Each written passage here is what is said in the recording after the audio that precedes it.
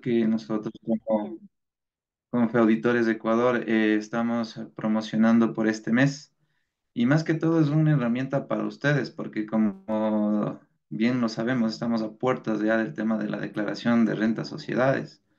Y bueno, es muy importante saber ciertos tips, ciertas maneras de calcular tipos de beneficios que nos puedan a nosotros ayudar, que nosotros como contadores poder ayudar a nuestros contribuyentes a que no paguen tanto impuesto, obviamente bajo el tema legal, ¿no? Y es por eso que hemos planificado todos estos 3 días. Entonces, mañana ya vamos a concluir con el tema del ejercicio, compensando todo ya lo que es el tema de los ingresos y gastos que pudieron observar el día de ayer.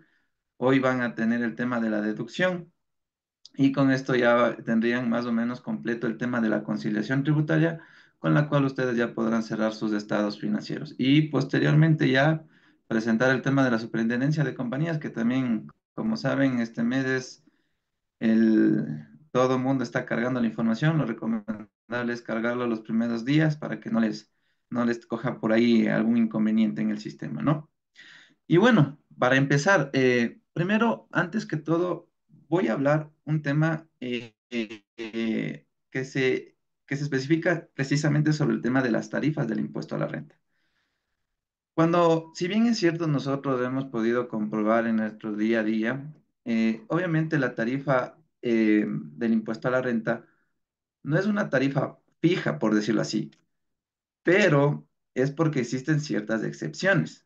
Porque de ahí, obviamente, si ustedes leen el artículo 37 de la Ley de Régimen Tributario Interno, nos especifica que las sociedades constituidas en el Ecuador, así como las sucursales sociedades extranjeras domiciliadas aquí en el país, y además los establecimientos permanentes de sociedades extranjeras no domiciliadas, tendrán que aplicar el 25% del impuesto a la renta. Pero ustedes me dirán, ¿cuándo yo no tengo que pagar el 25? Y es por eso que aquí yo les desgloso y yo les empiezo, y aquí más o menos yo ya les empiezo a hablar de las excepciones. Por ejemplo, de las sucursales, sociedades y establecimientos permanentes. ¿Cuándo tienen la categoría del 22%? Cuando éstas tengan ingresos menores a $1 millón. Esto se cataloga como un tema de micro y pequeña empresa. Entonces, nosotros, ¿dónde tenemos esta referencia como tal? Nosotros, si bien es cierto, podemos observar que en el COPSI, permítanme ustedes, y su reglamento ya nos da la definición como tal de qué es micro y pequeña empresa. Entonces, micro, nosotros sabemos que es de 0 a 300.000, pequeña de 301 a 1 millón. Entonces, bajo este concepto, todas esas sociedades que tengan este parámetro como tal van a pagar el 22%. Ahora bien, en el tema que también tenemos aquí, el tema del 22%, en cambio son las sociedades formadas desde el diciembre de 2021, sin importar los ingresos, siempre y cuando la condición sea una inversión nueva en la compra de activos y creación de fuente de empleo. Ustedes me han de decir por qué el tema de sociedades desde el 2021. A ver, en la Ley Orgánica para el Desarrollo Orgánico Económico y Sostenibilidad Fiscal tras la pandemia COVID-19, se crea el artículo 37.2, en donde nos habla todas las condiciones en las cuales nosotros como empresa, en el caso que tengamos inversión nueva, vamos a tener una reducción de 3 puntos porcentuales en el tema del impuesto a la renta. ¿Y por cuánto tiempo? Igual aquí nos da la periodicidad, nos da que nosotros vamos a tener este beneficio por 15 años. Pero como digo, toda reducción o toda deducción viene atado a ciertos requisitos. Entonces, yo les he puesto al lado el artículo donde ustedes pueden observar y con el cual ustedes van a ver los requisitos que ustedes podrían aplicar, podrían ver si es que pueden aplicar este tema de inversión nueva, ¿no? A ver, en cambio de los exportadores habituales también pueden aplicar el 22%. Ustedes me van a decir, pero aquí me dice ingresos mayores a 1 millón. Entonces, pero aquí siempre hay una condición. ¿Cuál es la condición como tal?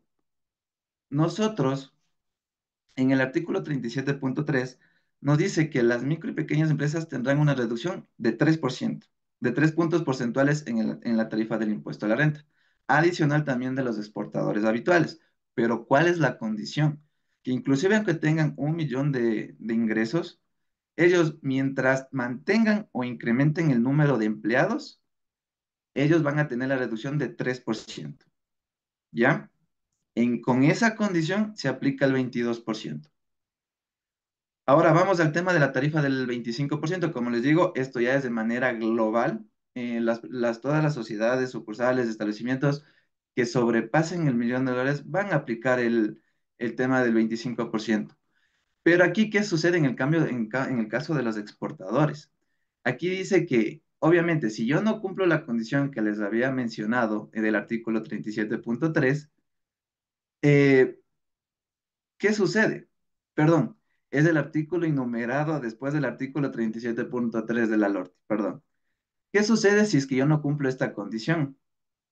Si yo no mantengo o hago un incremento neto de empleados, si yo soy exportador, yo tengo que pagar directamente el 25%. ¿Estamos claros? ¿Ya? En el artículo 37.3 tenemos igual, en base a la ley de sostenibilidad fiscal, tras la pandemia COVID, nosotros tenemos que, si se suscriben contratos de inversión, nosotros vamos a tener una reducción de 5 puntos porcentuales en el tema del impuesto a la renta. ¿Ya? Entonces, hasta ahí hemos manejado el tema del 22 y el 25. Como ustedes, eso creo que ustedes ya lo saben, lo han aplicado directamente en todas sus empresas en las cuales ustedes están laborando. Entonces, como les digo aquí, lo que viene es que ustedes tienen que ver las excepciones cuando ustedes no tengan que aplicar la tarifa general. ¿Ya? Adicionalmente, nosotros tenemos un impuesto a la renta del 2%. Obviamente, este es el tema aquí hablamos netamente de la parte del RIMP, pero aquí tendremos que decir lo que es hasta un 2%. ¿Por qué? Recuerden que en este año, para el 2024, la tabla del negocio popular obviamente se actualizó. Y en base a partir de los 2.500, si no estoy equivocado, nosotros ya empezamos a pagar un tema de impuesto en base a un porcentaje. Entonces, esta es la tarifa, pero como les digo, esto es para el tema RIMP. Pero como también nosotros sabemos, hay sociedades que sí están catalogadas bajo RIMPE y deberían liquidar bajo este porcentaje, o mejor dicho, con la tabla que está establecida dentro de la normativa. Perfecto. ¿Dónde también se da un tema de incremento para el impuesto a la renta? Por ejemplo, si yo tengo una empresa que paga 25%, ¿se puede incrementar un 3% más? Sí. ¿Cuándo? Cuando nosotros no presentemos el tema del anexo Rebefix, que antes era conocido como el tema del APS, entonces nosotros, al no presentar esa información como tal de nuestra composición societaria, a nosotros la administración tributaria nos va a multar con 3% porcentuales a la tarifa del impuesto a renta que nos tocaría cancelar en ese año. ¿Qué quiere decir? Si yo tengo 25% en una empresa, como no presenté, obviamente la tarifa cual yo tendré que cancelar sería el 28%. Hay que tener en consideración, en cuenta, en consideración, perdón, que el Rebefix se presenta de manera anual, mensual y anticipada.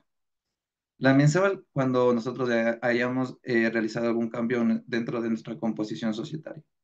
Y la anticipada, cuando ya se cesen las funciones de la empresa como tal. Entonces, y hay algo más importante aún, que recuerden que la no presentación ya viene atada directamente al formulario. No sé si ustedes se han percatado que hay una parte más abajo de la conciliación tributaria, si no estoy equivocado, donde nos dice que si usted presentó a tiempo el tema el anexo RBFIX, entonces ahí le sale automáticamente que no. Entonces, como ya está, como dice no, obviamente usted ya tiene que tener en mente que ya no va a pagar la tarifa que usted estaba considerando, sino 3 puntos porcentuales más, ¿no? También, a falta de cuando nosotros presentemos el anexo REVEFIX de manera incompleta, la sanción será en conformidad de la información que faltase. Entonces, esto ya es directamente con la administración. Eso ya dependerá de cómo nosotros hayamos presentado este tema de la información societaria, ¿no? Obviamente, para temas ya de nomenclatura o por conceptos, residencia fiscal, como ustedes tienen aquí entendido, nosotros tenemos que para persona natural es cuando una